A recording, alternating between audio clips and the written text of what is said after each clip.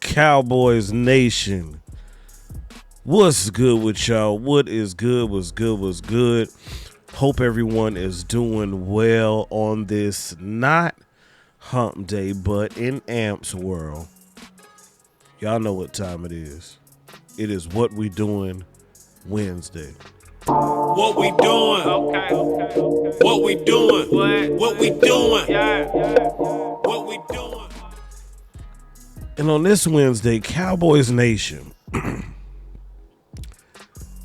I want to know something. With everything that's going on with your Dallas Cowboys, I want to know. Inquiring minds want to know. Who's to blame for this season? Who is to blame for this season? Why do we look so much worse than we did last year? We are suffering regression on every level, in every group. Like, it's bad. We all had,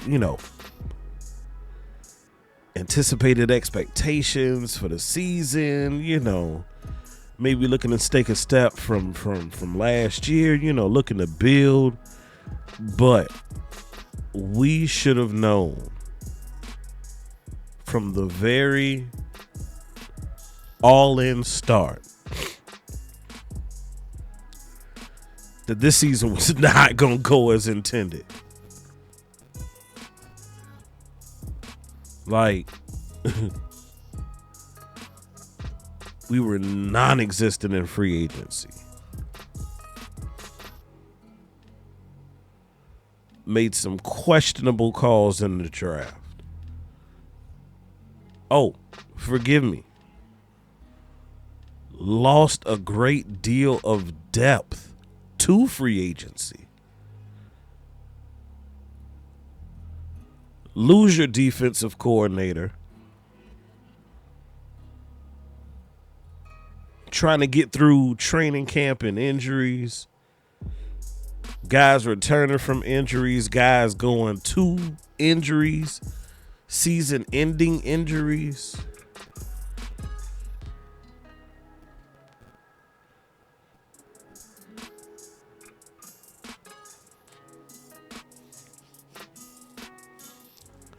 And then the season starts. Week by week. Game by game. Half by half. Quarter by quarter. Play by play. You saw your team unravel. Not only unravel, but be depleted as well. And so when you look at things, you say, man, offense looks bad. Defense looks bad. Special teams are suspect.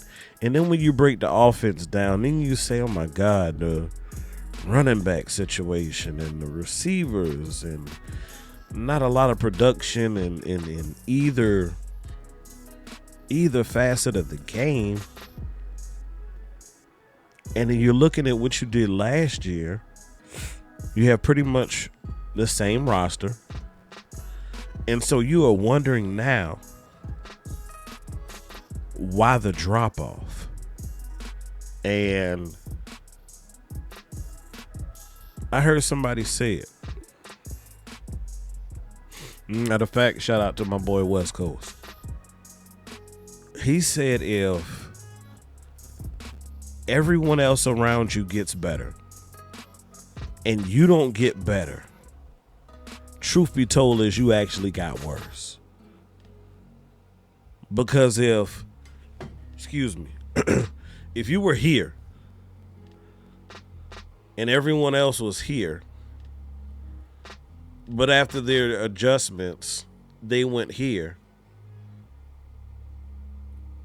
Really, you went from here down. They got better than you. And you made no adjustments. You took it as we are going to rinse and repeat. You didn't address real issues. And the attempts that you did make were really out of necessity. Like absolute necessity, not because you really wanted to. And then it was late. So we were skimping through leftovers.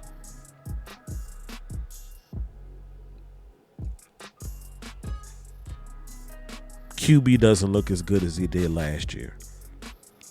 Tight end room does not look as good as it did last year. Every single position group on the offense is just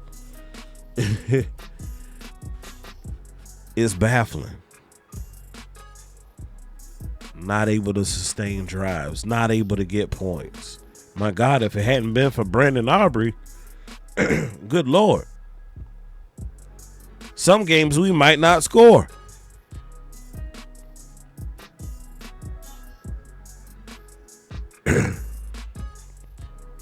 You look at the offensive line room. Well, what's different about it from last year to this year? Well, what? You changed 2/3 of it? New center, new left tackle. Your two guys on the right side are beat up.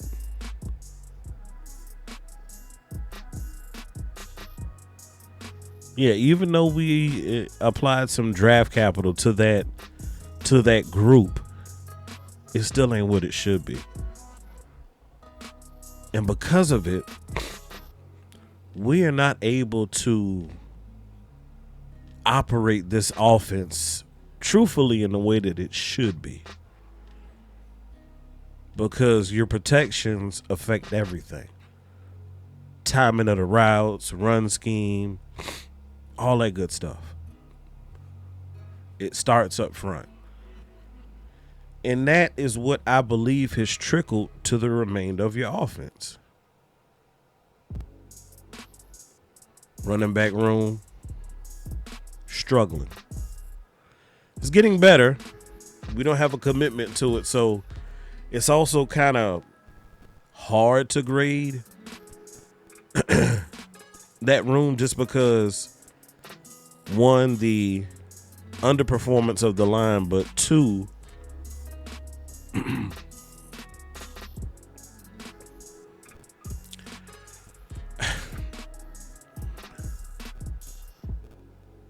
not only is the line underperforming, but the lack of commitment, the lack of attempts, not having or doing it enough to where you get to a level to where you're comfortable with it. I mean, I believe I see us improving in it over the last couple of games just because you've done it a little more than what you had been at times this season. And so that itself, not being able to use that facet to your advantage, it hurts you in the passing game. You know, teams feel like they don't have to be honest because we're not going to commit to it. It's so many things. You don't have the benefit of the play action game. And then even when you look at the film and you look at runs and you look at passes, when you look at other teams, and I challenge y'all, if I get it, you're a diehard Cowboy fan, but just watch some other teams and see how their offense operates. It will amaze you at how easily they can create space, or when they need yards at a crucial point in the game, they can get them. They have plays that are designed that actually go past the sticks, not underneath the sticks and hope we can squeeze out the rest. You have teams that look efficient. They don't have to expose their quarterback and throw 40, 50 times in a game.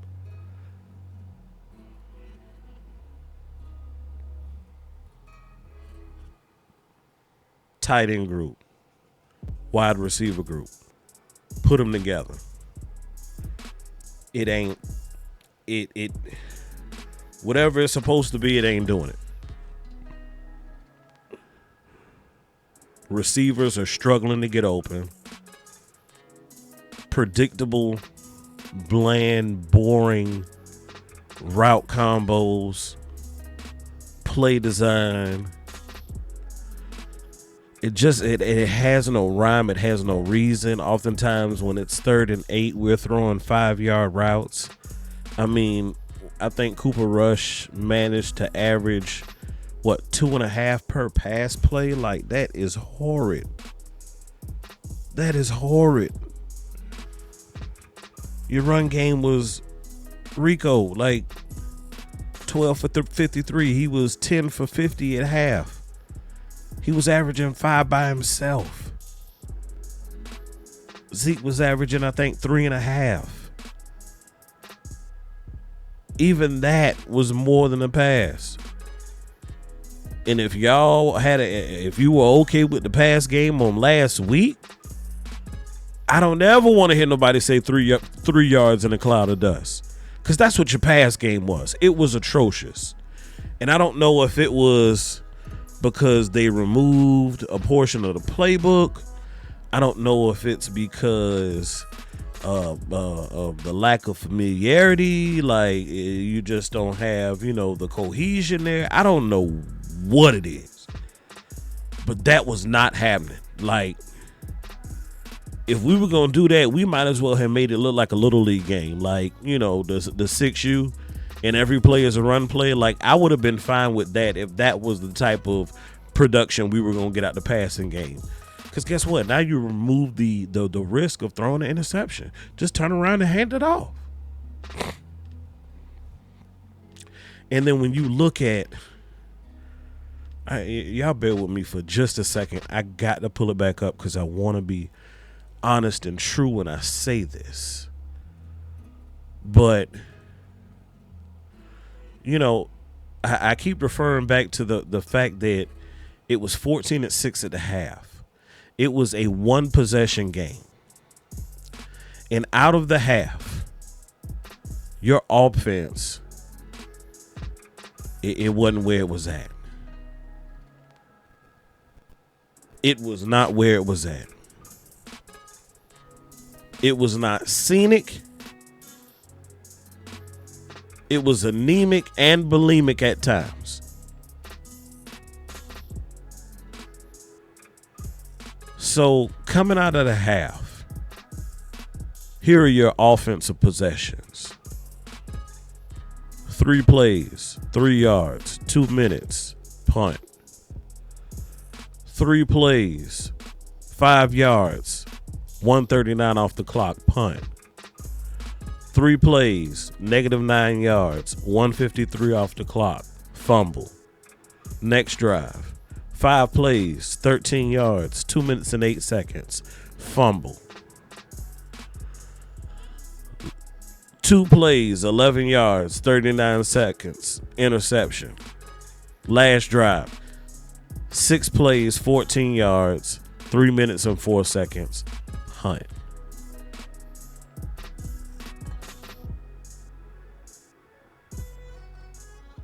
We punted or turned it over on every single possession of the second half.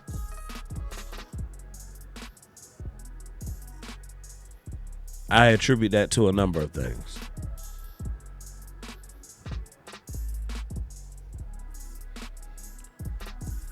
But we gotta be better. And if you recall, none of those drives were sustaining. 3 plays, 3 plays, 3 plays, 4 plays, 5 plays. A minute and some change. 2 minutes off the clock. how's your defense going to rest? When it was more balanced, when it was reasonable in the first half, they played decent. And in the second half, the bottom just fell out. So now that allows me to pivot and transition to the defensive side of the ball. Now, I am not one to make excuses, but I believe that there are answers for most questions. And as I stated, everything starts up front. If you look at this team from last year to this year, your Dallas Cowboys have lost, 6, 7 individuals to this point in the season from last year. So, walk with me. And I appreciate y'all for tuning in. You are tuned in right now to yours truly, AMP, Mr. Always Making Plays, and I am New Media. If you haven't so far, you're enjoying this video, go ahead, hit the like button, share it to your Cowboys homies, share it to the ops, help spread the word, help AMP Sports grow the nation. I'm a diehard, just trying to do my due diligence to help this squad reach another ring. So again, appreciate you for your support. Now, your defensive line, as I stated, we lost 6 or 7 individuals. So we lost Dante Fowler, Dorrance Armstrong, okay? Lost those to Washington. And they're doing pretty damn good over there. You lose Sam Williams early, okay? Then you lose Marshawn Neely. Then you lose Micah. Then you lose D-Law.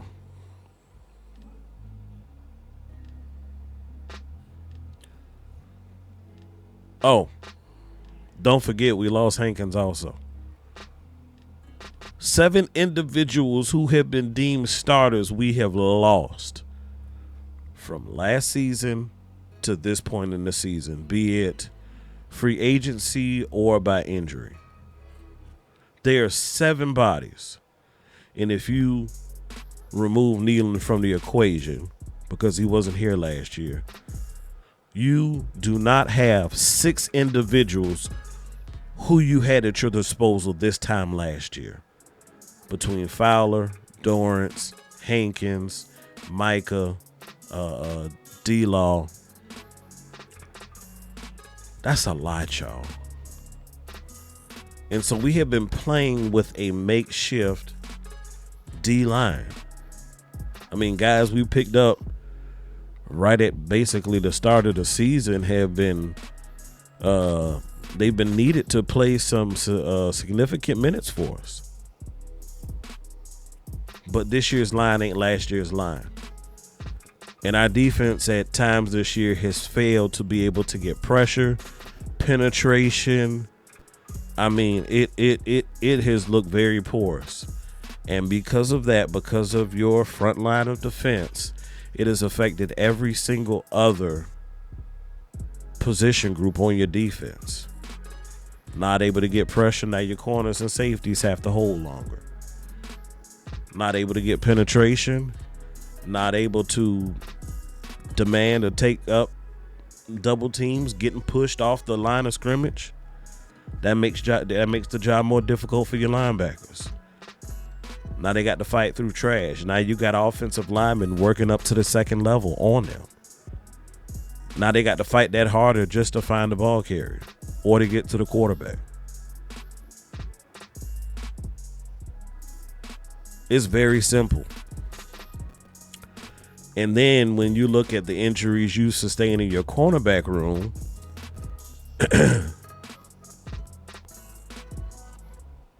that affects your team as well.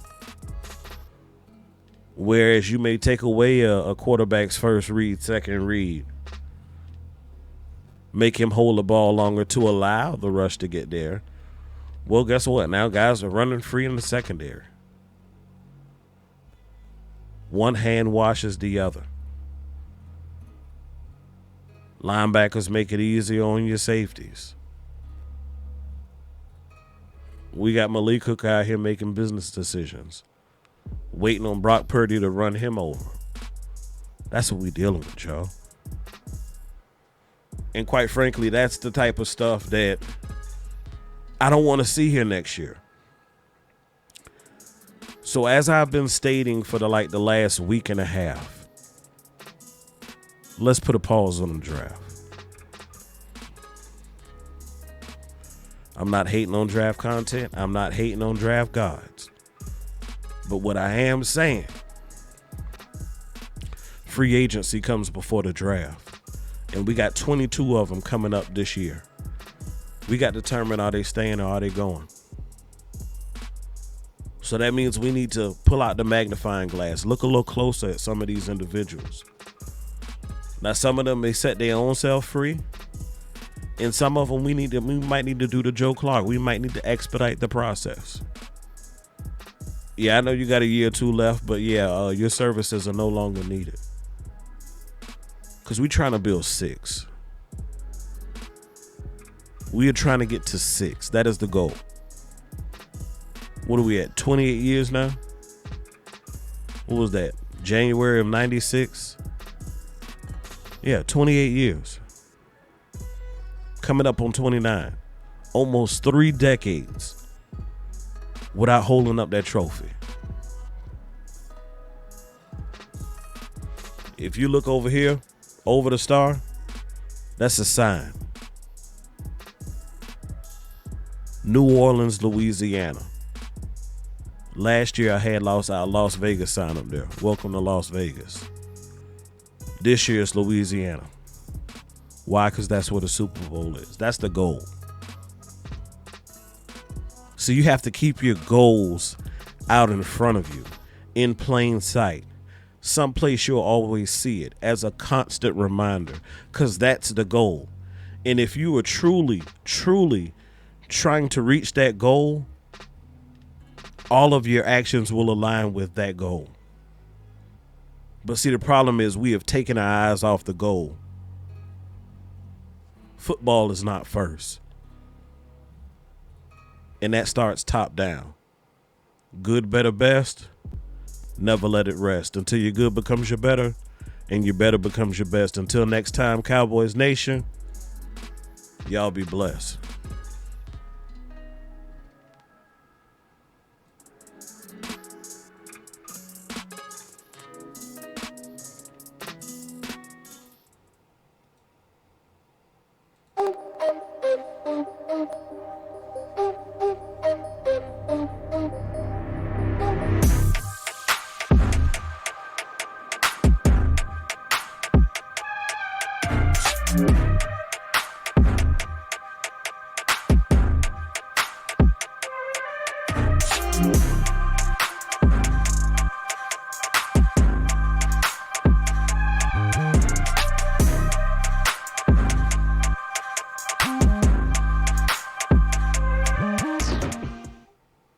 What we doing? Okay.